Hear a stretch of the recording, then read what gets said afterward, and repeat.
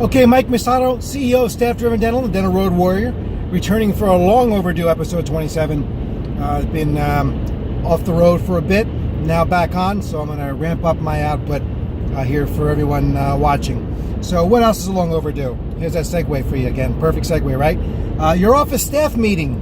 I've been doing this now for over 21 years in dental. I, to this day, do not understand the aversion to wanting to get together with your team to meet and communicate to talk about the practice. I just don't get it. There's a lot of reasons why I get, none of them good. I don't want to take the time. It's just too much effort.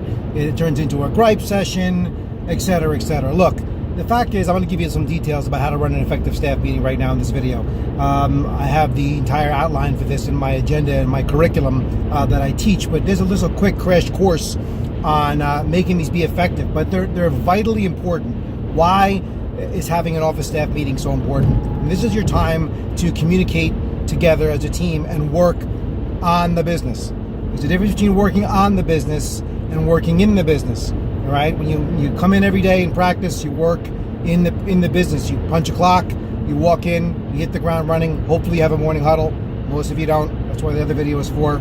So you come into the practice and we're just cranking out patients, and we're doing dentistry all day, and we're going through our routine, and we go through our several hours. We punch out and back in and repeat the process day in and day out. That's working in the business. You guys got to step back once in a while and work on the practice. Practice is not going to grow and improve unless you take some time to take a look at it, when you're not working in it all the time. Sit down with your team, work on the thing as a group to make it be a better operation, a more efficient operation, a more productive operation, right? But you got to build this time in your schedule. So what are some of the, who, what, when, wheres, and whys for this whole thing, all right? First of all, who should be at these meetings? If you have someone that works in your practice, they should be there. Obviously, some of you have practices that have hygienists that come in here and there, or part-time staff members. Whenever possible, get everybody there to be on board. This is our time to meet as a group. It's our time to take time to work as a group in the practice. If they're part of the practice, even for a short part of the week, it's good to have them be in on everything. So they really get up to speed on what we're trying to achieve with the practice in terms of changes or training or our vision and everything else. So get them there if they can. All right, have these meetings. How long should they be? I recommend these staff meetings be no less than 90 minutes. All right, you block out an extended lunch. Do it over lunch, do it in the middle of the day, take the time to put it, at a slower time of the day and meet. It's well worth taking the time out of your schedule. Because I always hear, my production. Look, the whole goal of having these staff meetings is to make all the other hours you work in your practice that much more productive. So take the time. How often should you do this? Minimally, I suggest, even in a smaller practice, twice a month, every other week. Why? Having these things once a month, how much goes on in a practice over a course of a month that we need to discuss and talk about, and we're going to save it up for a 1 month meeting for 90 minutes? It's barely going to be enough time. It's not going to be enough time. And not based on the agenda that I put together of what I want to get accomplished in a staff meeting. So you got to have these things minimally twice a month, all right? If you're a big practice, the busier you are, the more people you have, the more productive, the more need to have a staff meeting. So you got to have these once a week. And I know it seems like a lot, but it's well worth it. All right. So that's my suggestion on how often and who should attend them. Have them at your practice. You don't have to go out to do them. Put a sign on the door that we're meeting, and that's our sacred time. No answering the phone, no interruptions, no emergencies. We make it our time. Have an agenda for these meetings, and I have an agenda in my curriculum that you can follow. All right. Have an agenda. Put someone in charge of these meetings so it doesn't go all over the place. So they stick to the agenda. Usually the manager runs these meetings, but Doc, you can run them too if you don't have a manager, right? But put one person in charge to run the meeting with an agenda. Have a purpose. What are we trying to achieve here in this meeting for this 90 minutes? All right? What do we want to have accomplished by the end of this meeting? What are outcomes we're looking for? All right? So have that set up. Know that in advance when you go in there. Okay? So, keep it positive. There's another thing too. A lot of people don't want to do this because it turns into a big gripe and bitch session about everything. Look, that's not the purpose of these staff meetings.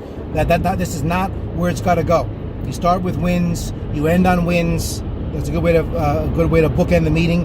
And in between, we're sticking to the agenda and talking and keeping it positive. We know things need to improve. It's not there to bash all the things and all the people that are going wrong in the practice. Then no one will show up for these things or want to show up for these things, and you're not going to want to do them if all you hear is negative. There's a lot of positive going on. Let's talk about the positive. Let's talk about how things are running. Let's improve each other and improve the practice. That's what it's there for. All right. So keep it positive throughout the course of the meeting and stay on track. Have an agenda, like I said, and parking lot. I usually use the word parking lot, the things that are not on the agenda. So if a good idea or something comes up you want to discuss in the future, or it needs to be discussed, you start a separate piece of paper, take some notes, and basically write down a parking lot. Shelve these. It's a good idea. We're going to shelve this for later. We're going to talk about it and get on the next agenda. That's why you call it a parking lot, so we don't get off track where we're going to go in there. Remember, 90 minutes goes pretty quickly. All right, and so you want to stick to the agenda. All right. What else you do in the staff meeting? Reviewing the numbers. Right. This is our time to sit down and review practice numbers and goals. And are we on track? Are we off track?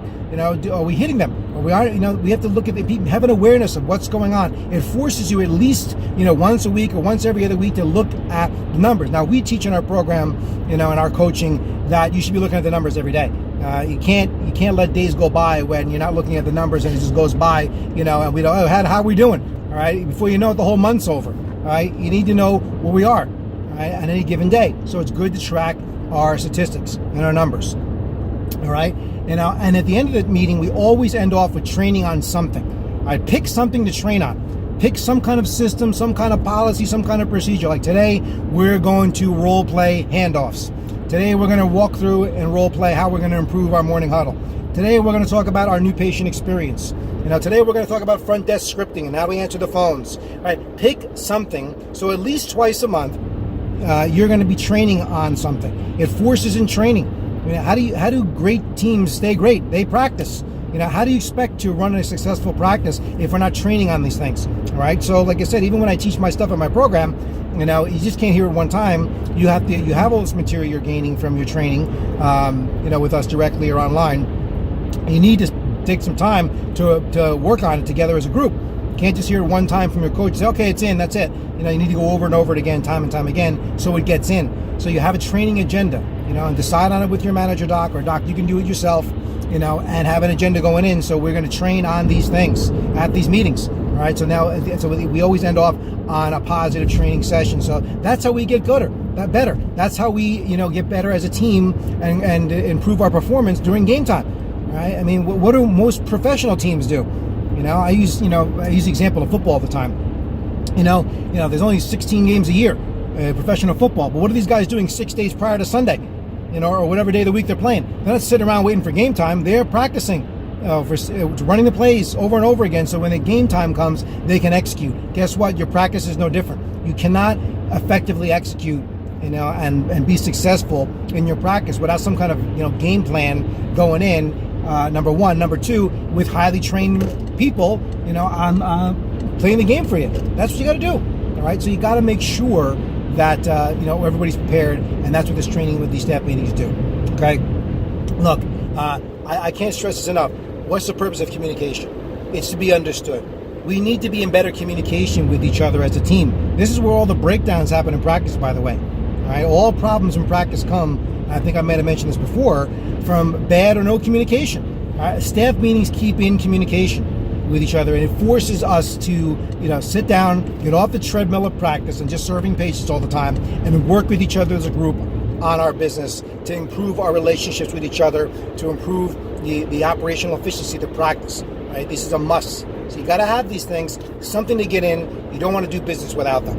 All right. So again, hope these insights on office staff meeting were helpful. Start basic, work your way up from there, but start somewhere and get this in. All right. All right. So this has been episode 27 of Dental Road Warrior. Mike Masato, CEO, Staff Driven Dental, checking out with you, and we will be back sooner this time with the next episode. And if you like this, by the way, like I always say, don't forget to share it and get it out there to everybody so they can enjoy it as well too.